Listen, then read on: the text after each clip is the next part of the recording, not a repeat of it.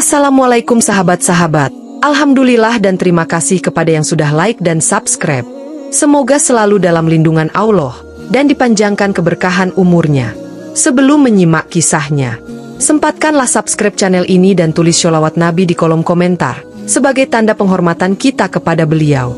Desa Sukatani yang terletak jauh di pedalaman, dulunya adalah tempat yang damai dan tenang. Warga hidup dengan sederhana. Sebagian besar dari mereka bertani dan beternak. Namun, ketenangan desa itu mulai terganggu ketika satu persatu warganya jatuh sakit. Penyakit yang mereka derita tidak biasa. Tubuh mereka tampak sehat secara kasat mata, namun rasa sakit yang dialami luar biasa. Mereka berteriak kesakitan, tidak bisa tidur, dan bahkan tidak mampu melakukan aktivitas sehari-hari. Keluarga yang cemas membawa mereka ke rumah sakit terdekat, namun hasilnya mengecewakan. Dokter mengatakan bahwa secara medis tidak ada yang salah dengan tubuh mereka. Hasil tes darah dan pemeriksaan lainnya menunjukkan bahwa mereka normal. Namun, penderitaan mereka nyata. Mereka terbaring lemah, seolah-olah ada sesuatu yang tidak terlihat yang merenggut kesehatan mereka. Desa menjadi panik. Penyakit ini menyebar dengan cepat, menyerang warga tanpa pandang bulu. Dari anak kecil hingga orang tua, semua bisa terkena penyakit ini. Tidak ada pola jelas tentang penyebarannya, dan masyarakat mulai merasa putus asa. Mereka merasa bahwa tidak ada tempat untuk berlindung, karena bahkan pengobatan modern pun tidak mampu memberikan solusi. Di tengah kekacauan itu, seorang dukun bernama Pak Karma muncul sebagai harapan terakhir bagi warga desa. Pak Karma sudah lama tinggal di desa Sukatani, namun sebelumnya ia hanya dikenal sebagai dukun biasa yang menangani masalah-masalah kecil seperti sakit perut, demam, atau gangguan tidur. Namun, ketika wabah misterius ini menyerang, Pak Karma kini naik pangkat menjadi penyelamat desa. Metode pengobatan Pak Karma sangatlah berbeda. Tidak ada obat-obatan modern atau peralatan canggih. Hanya ada mantra-mantra, ramuan tradisional, dan ritual mistis yang diucapkannya dengan khusyuk. Ajaibnya, setiap orang yang datang ke rumah Pak Karma untuk berobat, keesokan harinya langsung sembuh. Tidak ada lagi rasa sakit, tidak ada lagi keluhan. Mereka kembali bisa beraktivitas seperti biasa. Namun, ada harga yang harus dibayar. Pengobatan Pak Karma tidak murah. Ia memasang tarif yang tinggi untuk setiap pasien yang datang. Warga desa, meskipun merasa berat, rela membayar karena tidak ada pilihan lain. Daripada melihat anggota keluarga mereka menderita, mereka lebih memilih mengeluarkan uang demi kesembuhan. Hari demi hari, semakin banyak warga yang datang ke rumah Pak Karma. Orang-orang dari desa tetangga pun mulai berdatangan setelah mendengar kehebatan dukun tersebut. Rumah Pak Karma yang sederhana berubah menjadi tempat yang selalu ramai. Di halaman rumahnya, selalu ada antrean panjang dari orang-orang yang menunggu giliran untuk diobati. Sementara itu, Pak Karma sendiri semakin kaya. Kehidupan yang dulu sederhana, kini berubah. Rumahnya diperbesar, barang-barangnya semakin mewah, dan penampilannya semakin mencolok dengan pakaian yang lebih mahal. Meski begitu, ada sesuatu yang aneh di balik kesembuhan yang diberikan Pak Karma. Penyakit itu tidak pernah benar-benar hilang dari desa. Warga yang sembuh, dalam beberapa minggu atau bulan, seringkali jatuh sakit lagi dengan gejala yang sama. Hal ini menimbulkan pertanyaan di kalangan beberapa warga, tetapi kebanyakan dari mereka menutup mata. Selama mereka bisa sembuh, apa yang dilakukan Pak Karma tidak lagi dipermasalahkan. Orang-orang mulai bergantung sepenuhnya padanya. Bahkan mereka lebih memilih pergi ke Pak Karma daripada ke rumah sakit. Suasana desa mulai berubah. Meskipun penyakit misterius ini terus menyerang secara berkala, kehidupan warga tetap berjalan seperti biasa. Namun, di balik itu semua, desa Sukatani perlahan-lahan berubah. Warga semakin takut, merasa cemas, dan mulai kehilangan kepercayaan pada pengobatan modern. Pak Karma menjadi figur sentral dalam kehidupan mereka. Seseorang yang mereka yakini bisa menyelamatkan mereka dari bencana. Namun, tidak semua orang setuju dengan perubahan ini. Beberapa orang di desa merasakan ada yang tidak beres dengan keberadaan Pak Karma. Bagaimana mungkin satu orang bisa menyembuhkan penyakit yang bahkan tidak bisa didiagnosis oleh dokter? Mengapa penyakit ini terus datang kembali, seolah-olah ada sesuatu yang sengaja menyebarkannya? Tapi, bagi kebanyakan warga, pertanyaan-pertanyaan itu dianggap tidak penting. Selama mereka bisa sembuh, mereka tidak peduli bagaimana caranya. Dan disinilah letak awal dari semua permasalahan yang akan muncul. Desa yang dulu damai kini dihadapkan pada situasi di mana mereka bergantung pada satu orang yang memiliki kekuatan misterius. Kedamaian yang perlahan sirna dari desa Sukatani mulai terdengar hingga keluar wilayah. Kabar tentang wabah misterius dan kesaktian Pak Karma pun sampai ke telinga seorang ustadz muda bernama Ustadz Malik. Dia adalah seorang pendakwah yang sering berkeliling dari satu desa ke desa lain, memberikan ceramah agama dan menguatkan keimanan masyarakat, terutama di desa-desa terpencil yang kerap kali kurang mendapat bimbingan spiritual. Suatu hari, Ustadz Malik mendapat undangan untuk berkunjung ke Sukatani. Tertarik dengan cerita yang berkembang, ia memutuskan untuk datang ke desa itu, berniat memberikan ceramah serta membantu masyarakat yang sedang dirundung masalah besar. Namun, ketika ia tiba di Sukatani, suasana desa terasa berbeda dari desa-desa lain yang pernah ia kunjungi. Desa itu seolah-olah kehilangan kehidupan.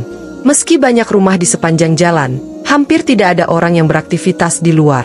Jalanan sepi, dan hanya ada suara angin yang menyapu pepohonan. Terlebih, di malam hari, suasana desa semakin mencekam.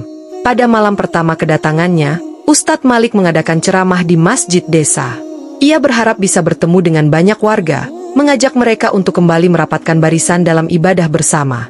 Namun, alangkah terkejutnya dia ketika mendapati bahwa yang hadir di masjid hanya segelintir orang, tak lebih dari 5 orang, padahal masjid itu cukup besar dan mampu menampung puluhan jamaah.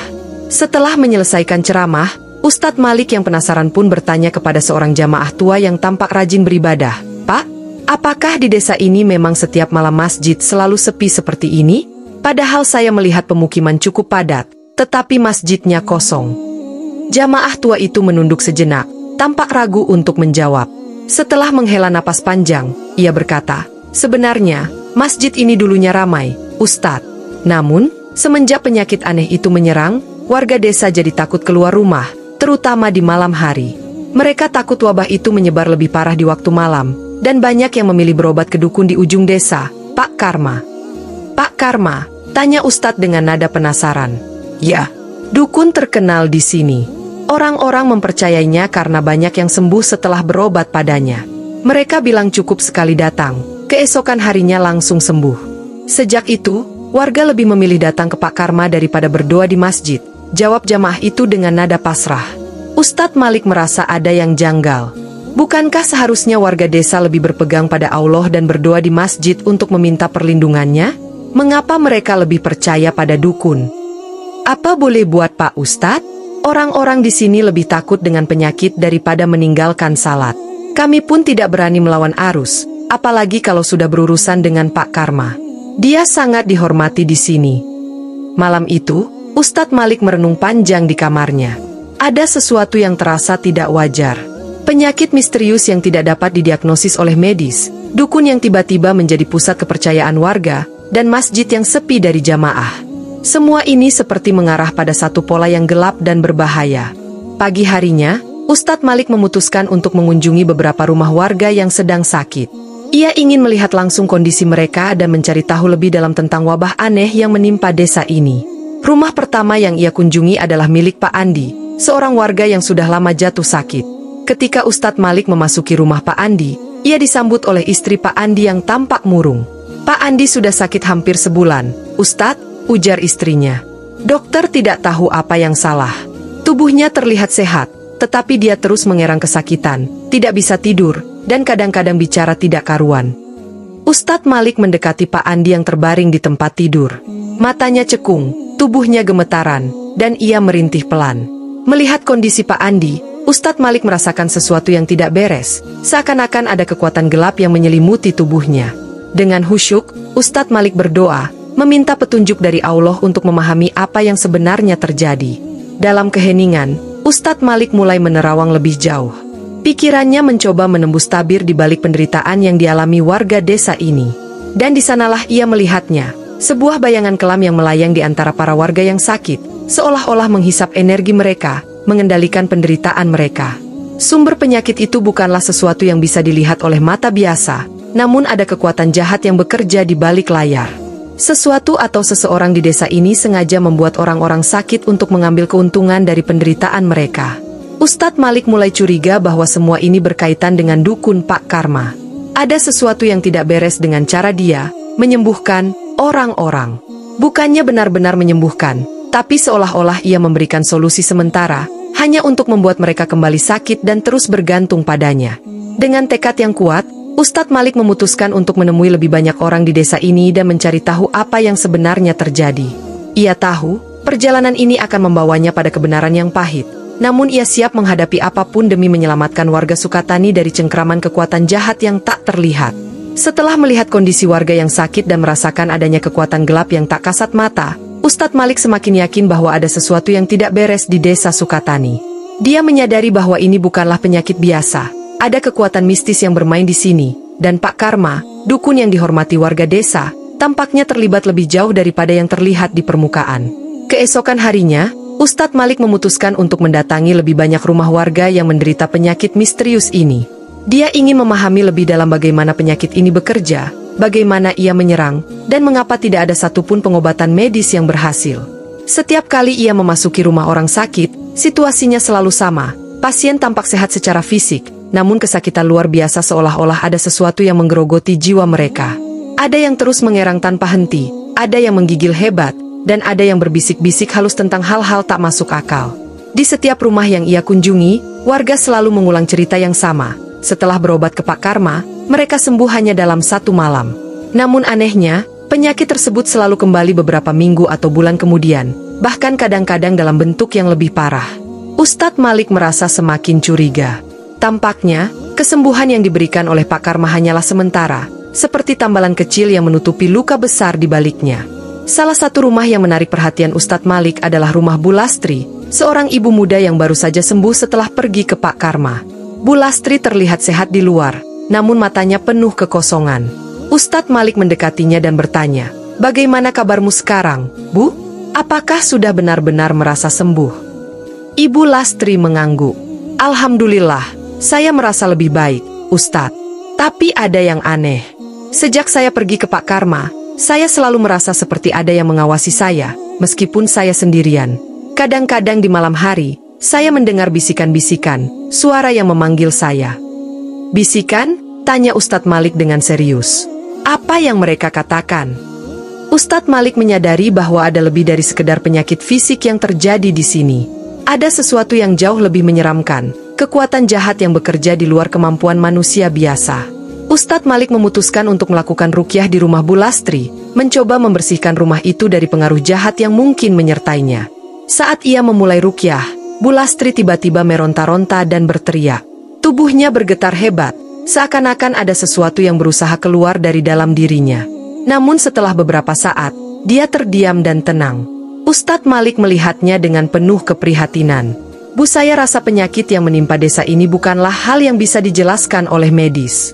Ada sesuatu yang lebih gelap, sesuatu yang berasal dari kekuatan mistis," ujar Ustadz Malik dengan suara penuh kebijaksanaan. "Saya khawatir dukun yang kalian percayai selama ini, Pak Karma, tidak hanya menyembuhkan kalian. Dia mungkin juga menjadi penyebab dari semua ini." Bu Lastri terkejut mendengar ucapan Ustadz Malik. "Apa maksud Ustadz?" "Pak Karma selama ini sudah membantu banyak orang. Kalau bukan karena dia, saya mungkin masih terbaring sakit." "Itulah masalahnya," Ustadz Malik menjawab dengan lembut. "Kesembuhan yang diberikan Pak Karma bukanlah kesembuhan sejati. Saya merasa bahwa penyakit yang menyerang kalian ini diatur oleh sesuatu, dan Pak Karma mungkin memegang kendali atas penyakit ini. Dia membuat kalian sembuh sementara, tapi dengan satu tujuan, agar kalian terus bergantung padanya." Bu Lastri terlihat kebingungan, tetapi ketakutan mulai menyelimuti wajahnya. "Lalu, apa yang harus kami lakukan, Ustadz?" "Kalian harus kembali kepada Allah. Mulailah dengan kembali ke masjid, berdoa, dan memohon perlindungan. Hanya dengan memperkuat keimanan dan meminta pertolongannya, kalian bisa benar-benar terbebas dari penyakit ini," jawab Ustadz Malik. Namun, Ustadz Malik tahu tugasnya tidak akan mudah. Warga desa sudah sangat percaya kepada Pak Karma, dan mereka merasa aman di bawah pengaruh dukun tersebut, meskipun tidak menyadari bahaya yang sebenarnya mengintai. Ustadz Malik harus menemukan cara untuk membuka mata mereka, agar mereka menyadari bahwa keselamatan mereka tidak terletak pada kekuatan mistis yang dimiliki seorang dukun, melainkan pada iman mereka kepada Allah. Malam itu, Ustadz Malik memutuskan untuk memantapkan langkahnya. Ia akan menemui Pak Karma secara langsung. Bukan hanya untuk menegur, tapi juga untuk memahami sejauh mana keterlibatan dukun itu dalam penderitaan warga. Apa yang dia temukan mungkin akan membuka tabir misteri yang selama ini menyelimuti desa Sukatani, dan mungkin pula, ini akan menjadi awal dari sesuatu yang lebih besar dan lebih berbahaya. Dengan niat yang tulus dan penuh keyakinan, Ustadz Malik berjalan menuju rumah Pak Karma di ujung desa, tak gentar menghadapi apapun yang mungkin terjadi. Ia tahu, apapun yang akan ia temui di sana, adalah bagian dari takdir yang sudah menantinya. Malam itu, Ustadz Malik berjalan sendirian menyusuri jalan setapak menuju rumah Pak Karma, yang terletak di ujung desa. Langit gelap tanpa bintang, hanya diterangi oleh rembulan yang tampak pucat. Di sekelilingnya, suasana sunyi dan mencekam, seolah-olah seluruh desa diliputi oleh bayangan tak terlihat. Semakin dekat ia ke rumah Pak Karma, semakin terasa ada sesuatu yang berat di udara, seperti aura gelap yang menggantung di sekitarnya. Rumah Pak Karma terletak agak jauh dari rumah-rumah warga lainnya. Rumah itu besar, jauh lebih mewah dibandingkan rumah-rumah lainnya di desa Sukatani. Tampaknya, kesuksesan Pak Karma sebagai dukun telah memberinya kemewahan. Di depan rumah, lampu-lampu redup menyala, memberikan kesan yang semakin menguatkan suasana mistis tempat itu. Setibanya di depan rumah, Ustadz Malik mengetuk pintu dengan perlahan. Setelah beberapa saat, pintu terbuka dan tampaklah sosok Pak Karma. Dukun itu mengenakan pakaian serba hitam dengan sorot mata tajam yang penuh percaya diri. Senyumnya tipis, namun ada sesuatu yang janggal di balik senyum itu, sebuah kesombongan yang bersembunyi di balik keramahannya.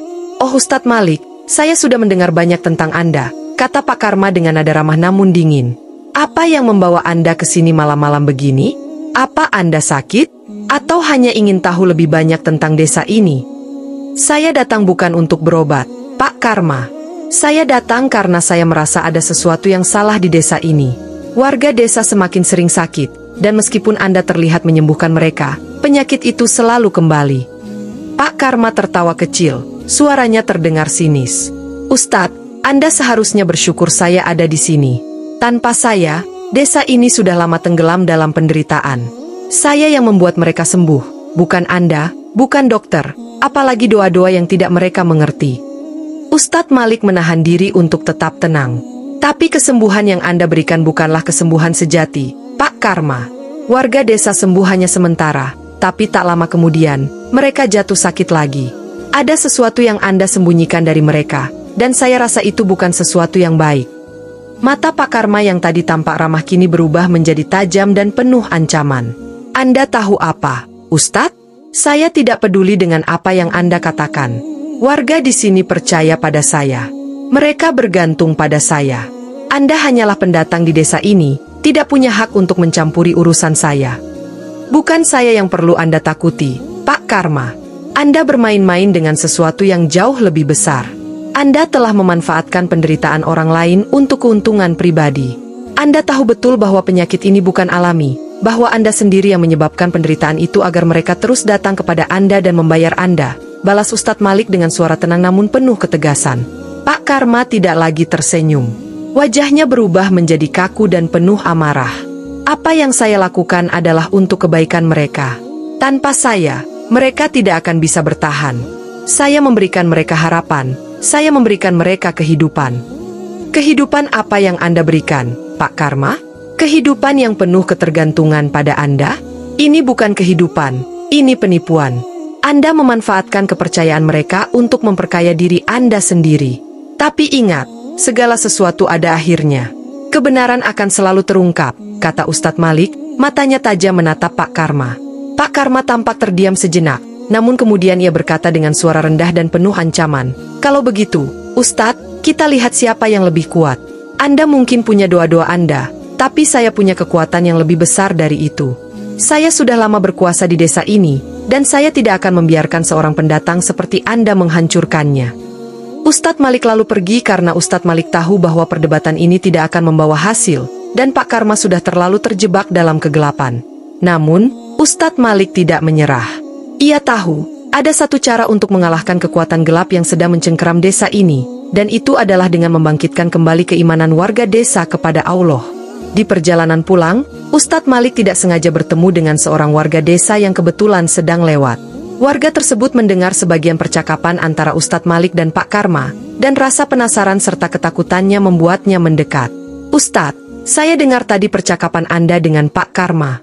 Apakah benar dia yang menyebabkan penyakit ini?" Tanya warga tersebut dengan suara bergetar. Ustadz Malik menatapnya penuh kebijaksanaan. Saya tidak bisa memastikan segalanya dengan pasti, tapi saya percaya bahwa ada kekuatan jahat yang bekerja di balik semua ini. Dan saya rasa Pak Karma memainkan peran penting dalam itu. Tapi ini bukan waktunya untuk ketakutan. Kita semua harus bersatu dalam doa dan kembali kepada Allah. Hanya dengan keimanan, kita bisa melawan semua ini. Warga tersebut terlihat bimbang, namun setelah mendengar keyakinan dari Ustadz Malik, ia mengangguk perlahan. Saya akan memberitahu yang lain, Ustadz. Kami tidak bisa terus hidup dalam ketakutan seperti ini. Malam itu, kabar tentang percakapan Ustadz Malik dengan Pak Karma mulai menyebar di kalangan warga desa. Banyak dari mereka yang terkejut mendengar bahwa dukun yang mereka percayai selama ini mungkin saja menjadi penyebab dari penyakit yang menghantui mereka. Meskipun sebagian masih ragu, benih-benih ketidakpercayaan mulai tumbuh di hati mereka. Ustadz Malik tahu bahwa ini baru awal dari perjuangan panjang. Dia harus membuat warga desa kembali percaya pada kekuatan doa dan iman, serta memutus rantai ketergantungan mereka pada Pak Karma. Kebenaran telah mulai terungkap, dan perjuangan untuk menyelamatkan desa Sukatani dari kegelapan akan segera dimulai. Setelah percakapan Ustadz Malik dengan salah satu warga desa menyebar, suasana di desa Sukatani perlahan mulai berubah. Rasa curiga terhadap Pak Karma mulai muncul di hati banyak orang, namun ketakutan dan keraguan masih mencengkeram sebagian besar warga. Mereka telah lama bergantung pada kekuatan Pak Karma, dan meskipun ada yang merasakan kejanggalan, tidak banyak yang berani mempertanyakan kuasa sang dukun. Namun, beberapa warga mulai berkumpul di masjid, mencoba untuk memahami pesan yang disampaikan Ustadz Malik. Mereka sadar bahwa sudah terlalu lama desa mereka terjebak dalam kegelapan, dan mereka merasa sudah saatnya mencari jalan keluar. Pada malam yang hening, beberapa orang memberanikan diri untuk datang ke masjid, meski rasa takut masih mengintai. Ustadz Malik berdiri di depan mimbar masjid, memandang wajah-wajah yang tampak ragu namun penuh harapan.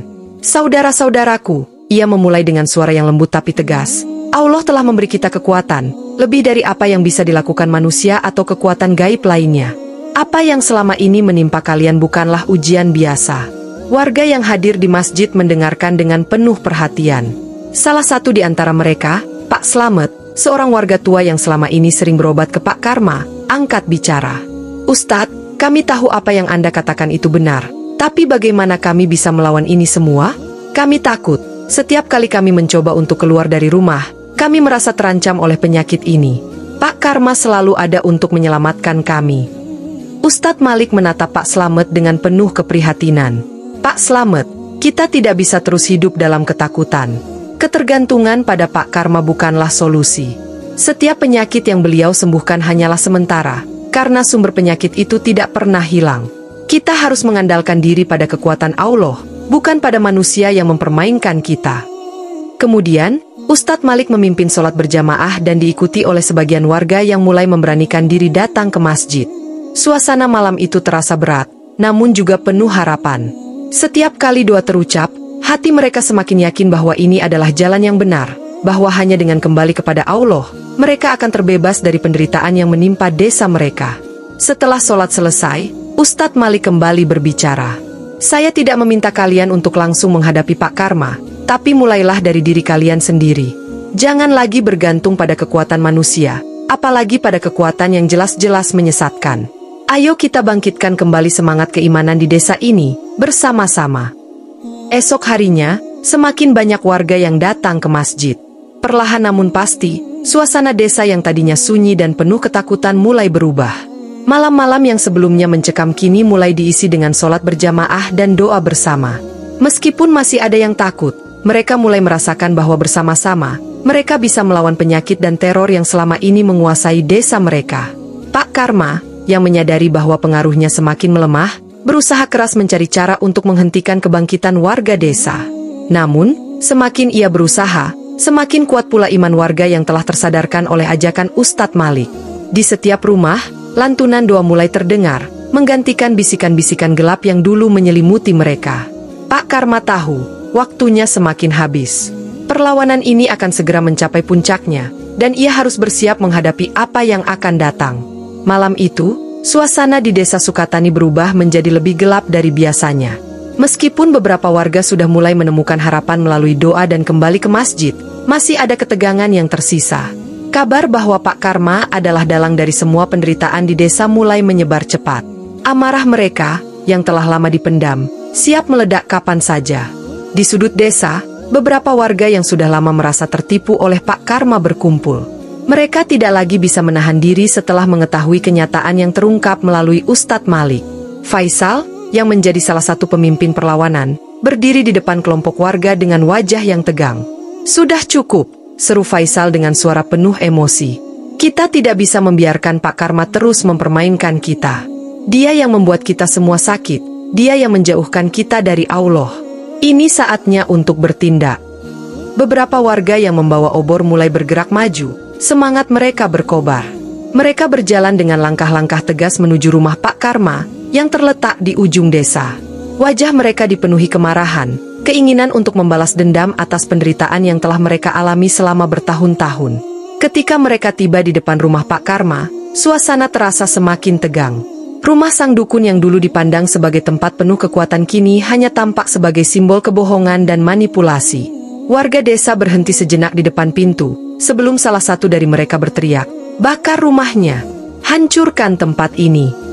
Tanpa menunggu lebih lama, Faisal dan beberapa pemuda mulai menyiramkan minyak ke rumah itu. Api segera menyala ketika obor-obor dilemparkan ke arah rumah.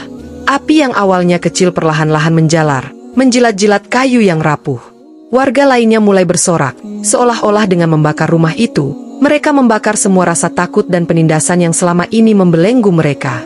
Pak Karma, yang mendengar suara kerumunan dan mencium bau asap, segera keluar dari rumahnya dengan wajah panik. "Apa yang kalian lakukan? Kalian akan menyesal," teriaknya, suaranya penuh amarah dan ketakutan. Namun, kali ini, warga desa tidak lagi takut. Mereka sudah terlalu lama merasa ditipu dan dihantui oleh sosok dukun yang ternyata adalah dalang dari semua masalah mereka. Faisal maju ke depan, menatap Pak Karma dengan penuh kebencian.